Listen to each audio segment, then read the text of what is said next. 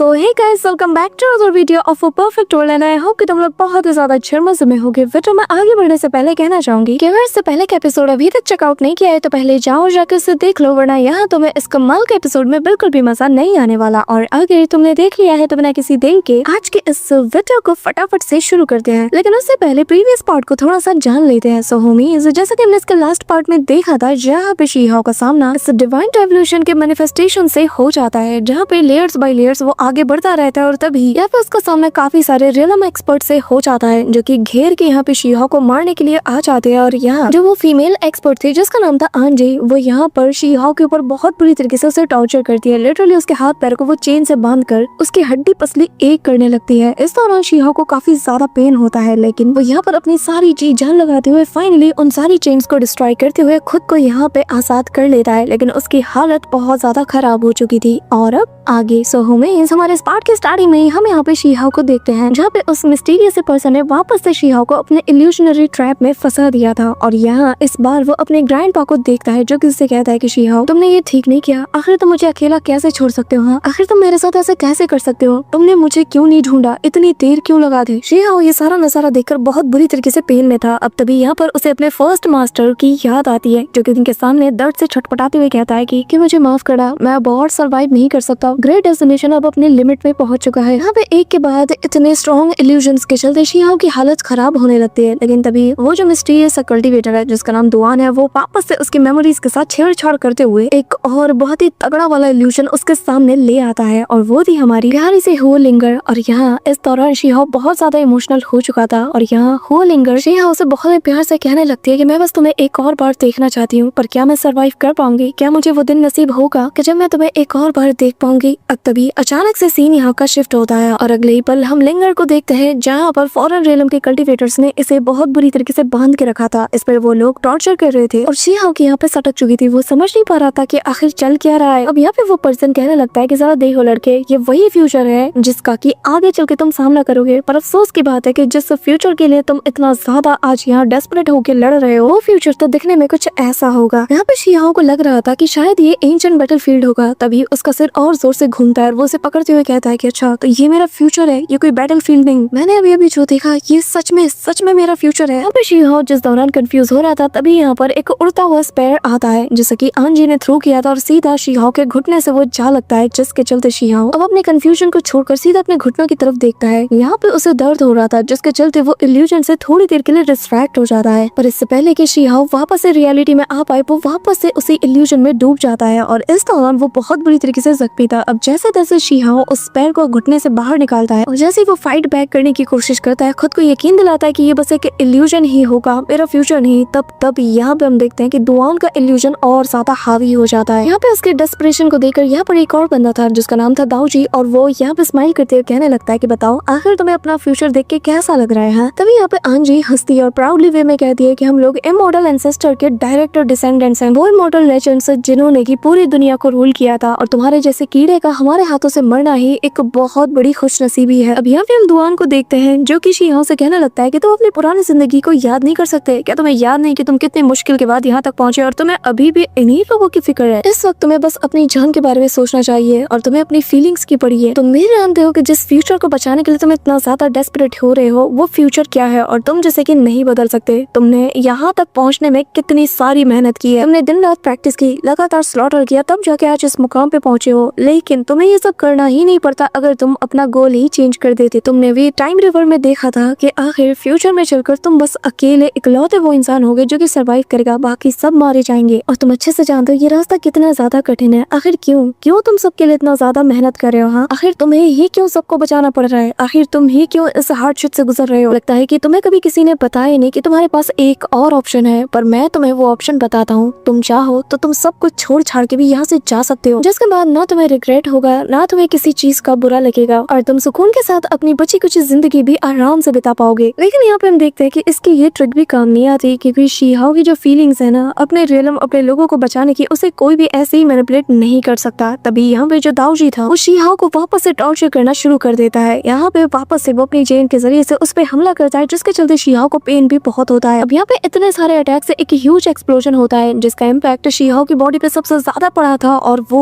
इतना hopeless feel हो रहा था कि शायद ही हमने इससे पहले कभी एपिसोड में देखा हो। अब तभी यहाँ पे जो फॉरेन रेलम के कल्टीवेटर्स थे ना, वो सभी लोग बहुत ही ज्यादा खुश हो रहे थे कि फाइनली इन लोगों ने 9 हेवन एंड 10 अर्थ के इस बंदे को ऑलमोस्ट निपटा दिया है। और इन्हें पूरा यकीन था कि शी हाओ यहाँ से अब पलट के चला जाएगा और कभी भी वापस नहीं आएगा। ये लोग मन ही मन खुश हो रहे थे, पर तभी शी हाओ यहाँ पे अपनी सारी पावर्स को एक्टिवेट करना शुरू कर देता है और यहाँ पे वो विलो गॉड ट्री की लीव्स का भी यूज करता है और साथ ही इतने टाइम बाद वो अपनी सुप्रीम ब्लड लाइन की पावर का भी यूज करता है, जिसके चलते देखते ही देखते जो विलो लीव्स थी ना, वो यहाँ पर शी हाओ की जो इंजरीज थी उन्हें पलक झपकते ही हील करना शुरू कर देती है, जिससे शी हाओ को बहुत ही ज्यादा अच्छा लग रहा था पहले से और अब वो वापस से लड़ाई के लिए तैयार हो रहा था। हम देखते कि विलो लीफ की पावर इतनी ज्यादा कमाल की थी कि पलक झपकते ही शी हाओ ऑलमोस्ट 90% तक हील हो चुका था। जिसके बाद शी हाओ इसी प्रोसेस के दौरान इन सबसे कहने लगता है कि तुम्हें क्या लगता है कि तुमने जस्ट बिकॉज मुझे मेरे फ्यूचर को मेरे सामने खोल के रख दिया तो क्या मैं इसे एक्सेप्ट कर लूंगा? हाँ, शायद तुम जानते नहीं कि मैं कौन हूँ। मैं कभी भी ऐसे फेट को या फिर ऐसी डेस्टिनी को एक्सेप्ट ही नहीं करूंगा जहाँ पर मेरे साथ ना हो। और अगर तुम लोग मुझसे ये चाहते हो कि मैं चुपचाप खड़ा होकर ये सब कुछ देखो और इसे एक्सेप्ट कर लो, तो जान लो मैं सब कुछ बर्बाद कर दूंगा, लेकिन मैं कभी भी हार नहीं मानूंगा और ना ही इस चीज को एक्सेप्ट करूंगा। अब तभी शी हाओ यहाँ पर थंडर एम्परर के फैंटम को अनलीश करता है और यहाँ उसका फैंटम देख के साथ ही सभी शॉक थे और शी हाओ कहने लगता है कि जो भी मेरे रास्ते में आने की कोशिश करेगा मैं उसे मिटा के रख दूंगा और स्पेशली तुम जैसे लोग जो कि खुद को सबसे ज्यादा सुपीरियर समझते हैं, ऐसे लोगों को तो मैं सबसे पहले चुन के मारूंगा, क्योंकि मैं वो डिस्ट्रक्शन हूँ जो कि फ्यूचर को बदलने के लिए पैदा हुआ है, ना कि उसे एक्सेप्ट करने के लिए। यहाँ पे हम देखते हैं कि on the spot he she हाओ पलक झपकती थंडर एम्परर के आर्मर को भी अपने ऊपर पहन लेता है और जैसे ही वहाँ मौजूद लोग ये देखते हैं कि इसने तो थंडर एम्परर के आर्मर को पहन लिया है, जिसका मतलब ये है कि थंडर को ये समन कर पाएगा। सबके सब डर के मारे एक दूसरे की ओर देखने लगते हैं। तभी यहाँ पर आंजी इन सभी से कहने लगते हैं कि आखिर तुम लोग मुंह क्या देख रहे हो? क्या तुम्हें नजर नहीं आ रहा कि आखिर वो क्या करने वाला है? सबके सब इसी वक्त पीछे हटो। अब यहाँ क्योंकि शी हाओ ने थंडर एम्परर के आर्मर को समन किया था, यानी कि उसे पहना था, तो यहाँ थंडर पूल भी एक्टिवेट होते साथ ही उसके अंदर से काफी सारे बड़े बड़े थंडर ड्रैगन्स को बाहर वो अनलीश करता है। अब यहाँ इतने सारे ड्रैगन्स को बाहर आता हुआ देखकर आंजी समझ आती है कि अगर इसे हमने जल्दी खत्म नहीं किया तो फिर हम में से शायद कोई भी यहाँ से सही सलामत तो जा नहीं सकता। अब तभी वो यहाँ पर काफी सारे गोल्डन स्वॉर्ड के जरिए से हमला कर देती है और वापस से वो अपनी जो मिलियन ऑफ स्वॉर्ड टेक्निक है उसका यूज करती है, जो देखकर शी हाओ भी काउंटर अटैक करता है और जैसे ही दोनों के अटैक आपस में कोलाइड करते हैं, यहाँ पर एक ह्यूज एक्सप्लोजन होता है। इतना तगड़ा वाला इसका इम्पैक्ट था कि आसपास पूरा का पूरा स्पेस इसके जरिए से ट्रेम्बल कर जाता है। अब आंजी उस शॉक वेव के इम्पैक्ट को देखकर वो खुद भी हैरान थी। बस फिर क्या, शी हाओ को मौका मिल जाता है, वो पलक झपकते ही सीधा पहुंच जाता है उस बंदे की तरफ जो कि तब से उसे मैनिपुलेट कर रहा था, यानी कि दुआन की तरफ। और शी हाओ फुल किलिंग इंटेंट के साथ कहने लगता है कि तुम्हारी हिम्मत कैसे हुई है कि तुम लोग मेरी अपनी फीलिंग्स, अपनी मेमोरीज का सहारा लेकर मुझे मैनिपुलेट करो, इसकी सजा सिर्फ मौत है। ये कहते हुए शी हाओ जैसे इसकी तरफ अटैक करने जाता है तो यहाँ दुआन अपने आसपास एक बैरियर को बना लेता है और ये तो शी हाओ को बस एक डीकॉय था, क्योंकि वो कभी भी खुद के जरिए से अटैक नहीं करने वाला था, बल्कि वो यहाँ पर इमीडिएटली जो थंडर एम्परर है उसके जरिए से अटैक करवाता है, जिसके हाथ में थंडर हैमर भी था और यहाँ वो चला के उस हैमर को सीधा उस बैरियर पे दे मारता है। और ये जो थंडर एम्परर की सिंगल स्ट्राइक थी, इसके अंदर इतनी ट्रेमेंडियस पावर शामिल थी कि पलक झपकते ही जैसे ही वो हैमर उस बैरियर से टकराता है, ऑन द स्पॉट ये कोलैप्स कर जाता है। और क्योंकि दुआन जो था वो सबसे आगे था तो उसके पर सबसे ज्यादा इम्पैक्ट पड़ा था। सेकंड के आधे हिस्से में उसकी बॉडी यहाँ से नथिंगनेस में बदल जाती है, लेकिन बाकी के जो लोग थे ना, यानी कि वो दूसरा वाला बंदा और यहाँ पे आंजी, ये सभी भी उसके इम्पैक्ट में आ जाते हैं। लेकिन आंजी को छोड़कर बाकी सभी बहुत बुरी तरीके से इससे इम्पैक्ट हुए थे और यहाँ उनकी बॉडी भी कुछ ही देर में बिल्कुल दुआन जैसी हो जाती है, यानी कि नथिंगनेस में बदल जाती है। यहाँ पे आंजी को लग रहा था कि शायद वो खुद को बचा लेगी, लेकिन ये इम्पैक्ट उस तक भी पहुंच चुका था और यहाँ अगले ही पल आंजी तक भी कोलैप्स कर जाती है। अब यहाँ क्योंकि शी हाओ ने इन सभी क्लाइमेटीज को पार कर लिया था, तो यहाँ पे जो उसका 8th ट्रायल था, 8th मैनिफेस्टेशन का, फाइनली वो भी अब पूरा हो जाता है और शी हाओ ने बहुत ही अच्छे से इसे भी क्लियर कर लिया था और अब वो आगे बढ़ने वाला है। अब यहाँ पे क्योंकि इन तीनों को इसने निपटा दिया था तो आसपास का जो इल्यूजन था वो भी पूरी तरीके से ब्रेक कर जाता है। शी हाओ भी अपने नॉर्मल फॉर्म में आ जाता है और यहाँ एक तेज ब्राइट रोशनी सीधा आसमानों से जा लगती है और बाहर मौजूद लोग जब ये नजारा देखते हैं तो वो समझ जाते हैं कि शी हाओ ने इस डिवाइन रेवोल्यूशन के जितने भी मैनिफेस्टेशंस यानी कि जितने भी ट्रायल्स थे उन्हें बहुत ही अच्छे से कंप्लीट कर लिया है। यहाँ पे शी हाओ सभी के सामने आ चुका था और यहाँ सबसे पहले रैबिट गर्ल उसे देखकर चीयर करने लगती है, कहने लगती है कि हुआंग तुम तो कमाल के हो, फाइनली तुमने ये कर दिखाया। शी हाओ भी अपने दोस्तों के चेहरे पर खुशी देखकर काफी ज्यादा एक्साइटेड था और यहाँ एंड किंग कहने लगता है कि हाँ मुझे तो वैसे भी पता है कि मेरा दोस्त इतना कमजोर हो ही नहीं सकता, लेकिन एंड किंग के अंदर एक्साइटमेंट इतनी ज्यादा थी कि वो भाई चिल्लाते हुए कहने लगता है कि देखा ये मेरा दोस्त है, तुम सभी ने देखा ना कि उसने कैसे एम्परर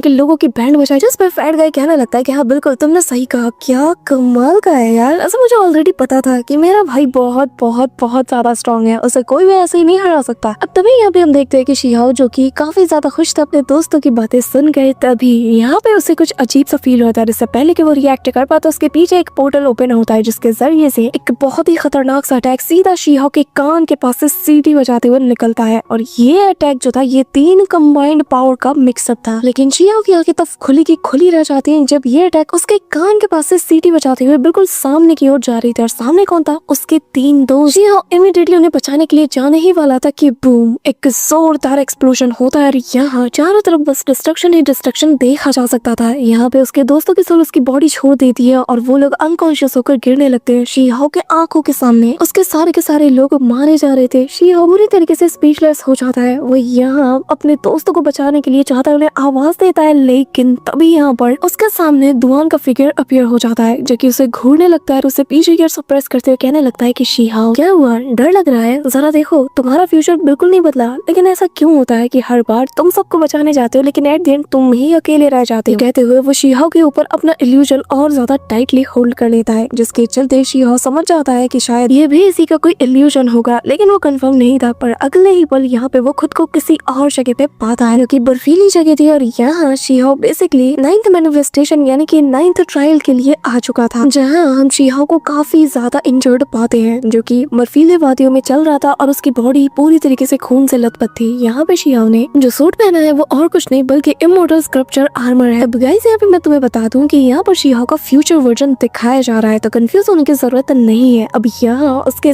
इल्यूजन में सभी लोग उसे बता रहे थे कि जरा अच्छे से देखो, ये वो फ्यूचर है जैसे कि तुम बदलने का सोच रहे थे, लेकिन एट द एंड ये नहीं बदला। तुम अपने ही लोगों के लाशों के ऊपर चलते रहोगे। पूरा 9 हेवन एंड 10 अर्थ तुम्हारे लोगों का कब्रिस्तान बनेगा और जिम के ऊपर चल के तुम अकेले की जिंदगी बिताओगे। अब आंजी और दुआन दोनों ही उसे बार बार मैनिपुलेट करते हुए उसे बार बार अपने फ्यूचर से रिलेटेड काफी सारी चीजें बताते हैं, लेकिन शिहाओ जब ये सारी बातें सुनता है तो एक पल के लिए वो भी यहाँ पे सोच पे पड़ जाता है और कहने लगता है कि आखिर ऐसा क्यों। तभी हम यहाँ पे प्रेजेंट टाइम के शिहाओ को देखते हैं जो कि इस खाई के दूसरी ओर खड़ा था और वो भी सामने का नजारा देखे जा रहा था। और तभी फ्यूचर का शिहाओ उसे देखकर कहने लगता है कि हाँ, मैंने शुरू से बहुत मेहनत किया, मैं अकेला ही सफर करता हुआ आ रहा हूँ और अकेला अभी भी हूँ, लेकिन तुम्हें कभी भी मेरे जैसा नहीं बनना है। तो क्या हुआ, तुम्हारा फ्यूचर अकेलेपन का है, लेकिन तुम अपना फ्यूचर पूरी तरीके से बदलने की ताकत रखते हो। तुम्हें और ज्यादा स्ट्रॉन्ग बनना है, इतना ज्यादा कि तुम कभी भी आज जो हाल अपना देख रहे हो अपनी आंखों के सामने वो ना देख पाओ। याद रखना, तुम्हें बहुत ज्यादा स्ट्रॉन्ग बनना है, इतना ज्यादा कि तुम उन सभी लोगों को प्रोटेक्ट कर पाओ जो तुम्हारे लिए सबसे ज्यादा अजीज हैं, जिन्हें तुम प्रोटेक्ट करना चाहते हो। यहाँ पे जब अपने ही सेल्फ की बात है, ये सारी चीजें शिहाओ सुनता है ना, यानी कि अपना यंग वाला शिहाओ, तो वो भी थोड़ी देर के लिए सोच में पड़ जाता है और उसके दिल में उसका विल पावर पहले से ज्यादा और स्ट्रॉन्ग होने लगता है। और वो याद करता है कि आखिर वो यहाँ तक क्यों आया है, कैसे उसने बचपन से मेहनत की है। अब यहाँ पे शिहाओ पूरी तरीके से कॉन्फिडेंट था। धीरे धीरे करके जो इल्यूजन था वो पूरी तरीके से हटने लगता है और अगले ही पल शिहाओ अपने फ्यूचर सेल्फ की तरफ अपना हाथ बढ़ाते हुए कहने लगता है कि चिंता मत करो, मैं तुम्हें कभी भी इस हालत में नहीं छोड़ूंगा, मैं तुम्हें भी निकाल के रहूंगा। अब तभी यहाँ पे जो फ्यूचर का शिहाओ इससे पहले कि कुछ कर पाता, तभी अचानक से उसके सामने का नजारा बदल जाता है और ये देखकर हमारा प्रेजेंट का शिहाओ भी काफी ज्यादा कंफ्यूज हो जाता है। चारों तरफ यहाँ पे डार्कनेस छाने लगती है और अगले ही पल शिहाओ खुद को जो विलो गॉड है उसकी ट्रू बॉडी यानी कि उसी ब्रोकन ट्री के सामने खुद को पाता है, जिसके चलते यहाँ पर डार्कनेस और ज्यादा बढ़ने लगती है। अब तभी शिहाओ के पास से एक मिस्टीरियस पर्सन गुजरता है और ये और कोई नहीं बल्कि शिहाओ का फ्यूचर का वही वर्जन है जिसने कि इस वक्त थंडर आर्मर को पहना था। और वो शिहाओ के सामने आकर कहने लगता है कि क्या सोच रहे हो, यही तो तुम चाहते थे, तुमने सब कुछ कर लिया, तुमने अपने दोस्तों, अपने प्यार, अपने घर परिवार सबको बचाने के लिए सब कुछ किया, यहाँ तक कि तुमने न जाने कितने सारे सैक्रिफाइसेस भी किए, बट एट द एंड ये सब कुछ नाकाम रहा क्योंकि हेवन एंड अर्थ का जो दाव है वो अभी भी इनकम्प्लीट है, जिसके चलते तुम लाख कोशिश कर लो लेकिन कभी भी तुम्हारे ये लोग इमॉर्टैलिटी के रास्ते पर नहीं पहुंच सकते और ये लोग तुम्हारे साथ साथ कभी भी इमॉर्टल नहीं बन सकते। यहाँ पे प्रेजेंट टाइम का शिहाओ जब ये सारी बातें सुनता है तो वो कहने लगता है कि नहीं, ये बिल्कुल इम्पॉसिबल है क्योंकि मैंने सब कुछ किया है और मैंने बॉडी ऐसा सीट के पैथ को भी अपनाया है, मैं उस पर चल रहा हूँ और मुझे एक उम्मीद है कि ये वो रास्ता है जिसके जरिए से मैं सबको बचा लूंगा, क्योंकि फ्यूचर को बदलने के लिए जो जो चीज चाहिए मैं ऑलमोस्ट सब कुछ हासिल कर चुका हूँ। एक ऐसी विल पावर जो कि हेवन एंड अर्थ को भी डिफाई कर सके, जिस पर फ्यूचर का शिहाओ कहने लगता है कि हाँ बिल्कुल तुम्हारा नेचर ही हेवन डिफाइंग है, तुम्हारे अंदर वो पोटेंशियल, वो टैलेंट, वो सब कुछ मौजूद है, लेकिन क्योंकि तुमने बॉडी एज अ सीट के पैथ को चुना है इसी के चलते तुम आगे सर्वाइव कर पाओगे, लेकिन सबने तो ये रास्ता नहीं चुना ना, तो भला तुम उन्हें कैसे बचाओगे। जिस पे शिहाओ कहने लगता है कि मैं जानता हूँ कि उन्होंने कोई डिफरेंट पैथ चुना है, लेकिन मैं अपने बनाए रास्ते पे चलकर ही उन सभी को बचाऊंगा। अब ये कहते हुए शिहो अपनी कुनपेंग टेक्निक को भी रिलीज करता है और बताता है कि जैसा मेरी कुनपेंग टेक्निक यिन और यांग एनर्जी को बैलेंस करती है, बिल्कुल वैसे ही इसी के साथ वो दूसरे हाथ में अपने विलो गॉड ट्री को भी एक्टिवेट करता है और कहता है कि जैसे विलो गॉड ट्री जो कि लाइफ एंड डेथ को बैलेंस करती है, बिल्कुल वैसे ही मैं हर एक चीज को बैलेंस करके कंट्रोल करूंगा। और बिल्कुल वैसे ही जैसे कि रिवॉर्ड एंड पनिशमेंट को थंडर टेक्निक बैलेंस करती है, बिल्कुल वैसे ही हर एक चीज का अपना अपना एक रूल एंड रेगुलेशन होता है। और बॉडी एज अ सीट के पैथ पे चलने का मतलब ये है कि तुम्हें खुद के अंदर ही एक ऐसा अल्टीमेट दाव क्रिएट करना होगा जो कि सेल्फ क्रिएटेड हो, और मैं सिर्फ अपने लिए नहीं बल्कि सभी के लिए ऐसे ही दाव को बनाऊंगा। वैसे भी heaven and earth define and balance के जरिए से ही बनता है, लेकिन यही नेचुरल ऑर्डर है और जैसे कि हर एक चीज फॉलो करती है, इसी से फिर अलग अलग रास्ते बनते हैं। लेकिन चाहे जितने भी डिफरेंट पैथ्स क्यों ना हो, लेकिन सारे पैथ्स का डेस्टिनेशन एक ही है, यानी कि वही सिंगल रियलम जो कि 9 हेवन से मिलकर बना हुआ है। और इसी चीज से ओल्ड और जो मॉडर्न दाव है ये दोनों बने हुए हैं। लेकिन क्या हो अगर मैं इन सभी को फ्यूज कर दूं, क्योंकि मेरे पास तो दोनों ही नॉलेज मौजूद है। अभी यहाँ पे शिहो अपनी द ग्रेटेस्ट 3 टेक्निक्स को आपस में फ्यूज करना शुरू कर देता है, लेकिन इस दौरान वो अपना हाथ अपने फ्यूचर के सेल्फ की तरफ बढ़ाते हुए कहने लगता है कि तुम मेरे वो डर हो जो कि मुझे हमेशा डराते हुए भी आ रहा है, लेकिन साथ ही तुम ही इकलौते वो रीजन हो जिसके चलते मैं लगातार खुद को पुश करता हुआ आ रहा हूँ और इस मुकाम तक पहुँचा हूँ और आगे भी बढ़ता रहूंगा। लेकिन आज मैं चाहता हूँ कि तुम भी अपना योगदान दो, क्योंकि तुम्हें फ्यूचर का पता है और मुझे पास्ट और प्रेजेंट का। क्या हो अगर हम दोनों अपनी ताकत मिला ले ताकि एक नए और अलग टाइप के दाव को हम क्रिएट कर पाए। अब यहाँ पे हम देखते हैं कि दोनों अपने हाथ को आपस में कंबाइन करते हैं और शिहो का जो फ्यूचर सेल्फ था वो उसके प्रेजेंट वाली बॉडी के साथ कम्प्लीटली फ्यूज हो जाता है, जिसके चलते एक तेज लाइट यहाँ पे गिरती है और अचानक से यहाँ पे काफी सारे बीस्ट के साथ साथ यहाँ हम शिहो का ट्रांसफॉर्मेशन लुक भी देखते हैं। लिटरली ये सब के सब अवेकन हो चुके थे। शिहो की body as a seed motor sculpture technique और थंडर एम्पर टेक्निक, इन सभी को आपस में कंबाइन करते हुए शिहो अपने लिए एक ऐसे आर्मर को प्रिपेयर करता है जिसके अंदर तीनों के तीनों पावरफुल टेक्निक की ऑरा एंड पावर मिली हुई थी। साथ ही शिहो ने यहाँ पे अपना एक सेपरेट दाव रियलम को भी बहुत ही कम वक्त में क्रिएट कर लिया था और यहाँ शिहो का लुक देखने में कमाल का लग रहा था। कमेंट में तुम लोग बताना तुम्हें कैसा लग रहा है। अब यहाँ पे क्योंकि शिहो ने 3 मिस्टीरियस से पावरफुल टेक्निक को आपस में फ्यूज किया था, तो जो ऑरा और जो पावर इनसे अनलीश होती है ना, उसके जरिए से पलक झपकते ही उसका ये जो ट्रायल था ये पूरी तरीके से डिस्ट्रॉय हो जाता है। अब यहाँ पे शिहो का जो नया दाव रियलम वाला पैथ था ना, उसके अंदर से काफी सारी एनलाइटमेंट यहाँ पे स्पिरिचुअल एनर्जी के रूप में नीचे मौजूद लोगों के ऊपर गिर रहा था और देखने में ऐसा लग रहा था कि जैसे मानो यहाँ पे स्नोफॉल हो रही हो। और यहाँ ये नजारा देखकर सभी शॉक्ड थे कि तब यूजर की होंग भी आगे आकर शिहो की इस कमाल के अचीवमेंट की तारीफ करते हैं और कहने लगते हैं कि जरा देखो, ऐसा लग रहा है कि हेवन भी आज यहाँ पे शिहो को ब्लेसिंग्स दे रहा है, मानो जैसे पूरा का पूरा ये 9 हेवन एंड 10 अर्थ ही यहाँ पे जश्न मना रहा है। ऐसा लग रहा है कि हुआंग ने ये जो नया रियलम पैथ बनाया है इसे पूरा का पूरा हेवन भी आज विटनेस कर रहा हो। और मुझे पूरा यकीन है कि अगर ब्रदर हुआंग इस पैथ को फॉलो करे ना तो वो बहुत ही जल्द इमॉर्टैलिटी को भी हासिल कर सकता है। अब यहाँ पे मिस वैंगशी का जो फियांसे था वो भी इस वक्त तक शिहो को बहुत ज्यादा एडमायर करने लगा था, क्योंकि यार टैलेंट की कदर सभी को होती है और वो भी एक ऐसा टैलेंट जो कि पूरे के पूरे रियलम को बेनिफिट दे, तो कोई कैसे पीछे हट सकता है। अब यहाँ पे सभी लोग शिहो के लिए बहुत ज्यादा खुश थे, लेकिन तभी यहाँ पे हम देखते हैं कि यहाँ पर हेवन तो शिहो के पावर को विटनेस कर चुका था और उसे जैसे ब्लेसिंग्स भी दे रहा था, लेकिन जो हेवन दाव का रूल है वो एक्शन में आ जाता है। अब यहाँ पे तभी हम देखते हैं कि अचानक से शिहो के हाथ पैर को जकड़ लिया जाता है, क्योंकि शिहो ने हेवन दाव रियलम के होने के बावजूद भी अपना सेपरेट एक रियलम बनाया था जो कि रूल को कहीं ना कहीं डिफाई करता है, जिसके चलते यहाँ पे देखते हैं कि डिवाइन पनिशमेंट का प्लेटफॉर्म एक्टिवेट हो चुका था। एक बहुत बड़ी सी तलवार शिहो की गर्दन काटने के लिए आगे बढ़ रही थी, जो देखते साथ ही यहाँ पर जो वैंग फैमिली का जो एंसेस्टर था ना, उसकी खुरापाती यहाँ पे शुरू हो जाती है और यहाँ पे जिन जैन को यानी कि जो मिस वैंगशी का फियांसे है उसे अपने प्लान के बारे में बता देता है कि कैसे जब शिहो के ऊपर ये जो डिवाइन अटैक होगा ना, तो तभी मैं उसकी बॉडी के अंदर हमारे वैंग फैमिली का ये ट्रेजर डाल दूंगा, जिसके जरिए से उसके सोल को हम बहुत बुरी तरीके से डैमेज कर पाएंगे और शिहो भी कुछ भी नहीं कर पाएगा, क्योंकि तब तो उसका सर कट चुका होगा। यहाँ पे जिन जन को भी समझ नहीं आ रहा था कि आखिर वो ऐसा क्यों कर रहा है, लेकिन कहीं ना कहीं जो फैमिली की जो रिस्पॉन्सिबिलिटीज है उसे तब वो याद आ जाती है और वो उसे ऐसा करने के लिए अलाउ करता है। और तभी यहाँ पे ये बंदा शिहो की बॉडी की तरफ अपने वैंग फैमिली का वो जो ट्रेजर था जो कि असल में प्योरीफाइंग थंडर ड्रैगन था, वो उन्हें उसकी तरफ छोड़ चुका था। और जैसे ये ड्रैगन शिहो की बॉडी के अंदर एंटर होकर उसकी सोल पे अटैक करते हैं, इस दौरान शिहो के ऊपर हेवनली पनिशमेंट भी लग चुका था, जिसके चलते यहाँ पल भर में ही एक ह्यूज एक्सप्लोजन होता है। शिहो जो कि काफी हद तक डैमेज हो चुका था, लेकिन वैंग फैमिली के एंसेस्टर काफी ज्यादा खुश होते हुए कहने लगता है कि फाइनली मैं इसी वक्त का तो कब से इंतजार कर रहा था कि कब इसकी बॉडी इस कदर इंजर्ड हो जाए कि हम इसकी सोल को कंट्रोल कर ले और ये हमारा पपेट बन जाए। तो शुक्र मनाओ कि क्योंकि मैंने तुम्हें अपना पपेट बना लिया, तो ये जो हेवनली दाव पनिशमेंट था ये एंड मौके पे ही डिसअपीयर हो गया, जिसके चलते तुम जिंदा हो और अब से तुम्हारी ये सबसे ज्यादा स्ट्रॉन्गेस्ट बॉडी तुम्हारी तुम्हारी टेक्निक्स और तुम्हारे सब कुछ हमारी वैंग फैमिली का हिस्सा होगा और तुम खुद भी हमारे वैंग फैमिली के पपेट होगे। वो काफी जोर जोर से हंसता है, जो सुनकर शीहाओ के सारे दोस्त काफी ज्यादा गुस्से में आ जाते हैं, साथ ही उसका भाई भी। अब ये तीनों मिलकर उस पे हमला करने वाले थे कि तभी वो बंदा यहाँ पे शीहाओ की प्रीमोर्टाइल स्पिरिट को दिखाते हुए कहता है कि जरा देखो, इसकी सोल मेरे कब्जे में है, कुछ भी करने की कोशिश करोगे ना तो सबसे पहले मैं शीहाओ की सोल को ही डिस्ट्रॉय कर दूंगा। अब यहाँ पे हम देखते हैं कि वो लोग बेबस होकर वहीं पे रुक जाते हैं और तभी यहाँ पे वो जो एंसेस्टर था वो शीहाओ से कहने लगता है कि अब मेरे पास आओ। यहाँ पे शीहाओ भी बिल्कुल किसी पपेट की तरह उसके पास चला जाता है और यहाँ पर ये बेशर्मी के साथ कहने लगता है कि बहुत अच्छे, अब जो तुमने जो भी इनहेरिटेंस, जो भी तुम्हारी टेक्निक है और जो भी तुमने स्ट्राइवल्यूशन से और इस ट्रायल से हासिल किया है, सब कुछ चुपचाप मेरे हवाले कर दो। अब यहाँ पे शीहाओ भी बिल्कुल किसी गुलाम की तरह कहने लगता है कि जी मास्टर, आपकी बात मैं समझ गया। और तभी शीहाओ अपना हाथ उठाता है। ये देखकर सभी शॉक्ड थे, लेकिन अगले ही पल शीहाओ मुट्ठी टाइट करता है, घुमा के एक जोरदार पंच उसके फेस पे चढ़ता है और कहने लगता है कि और चाहिए। जिसके बाद वो पकड़ता है इसकी मुंडी को और ले जाता है हवा में और खूब लिटा लिटा के मारता है और कहता है कि मैंने आज तक जितने भी मेरे दुश्मन देखे ना, वो सभी इस कदर के लालची थे कि लोगों को या तो मेरी टेक्निक्स चाहिए थी या फिर मेरे मेथड्स चाहिए थे या फिर कोई मेरे फ्यूचर से ही चलता था, लेकिन तुम तो डेढ़ होशियार निकले। हाँ, तुम्हें मेरी बॉडी में इंटरेस्ट है। जिसके बाद वो एक जोरदार किक मार के इसे बिल्कुल लिटा के रख देता है। अब तभी शीहाओ के बॉडी के अंदर वो जो थंडर ड्रैगन की जो प्योरिफाइड स्पिरिट थी, जो कि वैंग फैमिली का एक नेशनल ट्रेजर माना जाता है, यहाँ पे शीहाओ तो अपनी गोल्डन बटरफ्लाई को इसे डिवोर करवा देता है। इसी के साथ शीहाओ तेजी से आगे बढ़ता है। अब यहाँ पे फैटगर से पूछने लगता है कि आखिर तुम जा कर रहे हो, जिसपे वो कहने लगता है कि ये तो बस शुरुआत है, अब मुझे इस अल्टीमेट रियलम में जाना है। अब तभी यहाँ पे सभी को आसमान में एक और रियलम नजर आता है, जिसे देखकर सभी शॉक्ड हो जाते हैं और वो लोग कहने लगते हैं कि क्या वाकई में हमारे 9 हेवन एंड 10 अर्थ के ऊपर भी इतना जाइंट सा कोई रियलम एग्जिस्ट करता है। तभी यहाँ पे शीहाओ जैसे ऊपर की ओर पहुंचता है, यहाँ पर हमें फॉर द फर्स्ट टाइम उन्हीं 10 रियलम्स को दिखाया जाता है, जो कि आज तक 9 हेवन एंड 10 अर्थ के आंखों से छिपा हुआ था, लेकिन शीहाओ ने आज सभी को उजागर कर दिया है। अब यहाँ अलग अलग रियलम की अलग अलग डिवाइन पावर्स हमें देखने को मिलती है, लेकिन चारों तरफ वो बस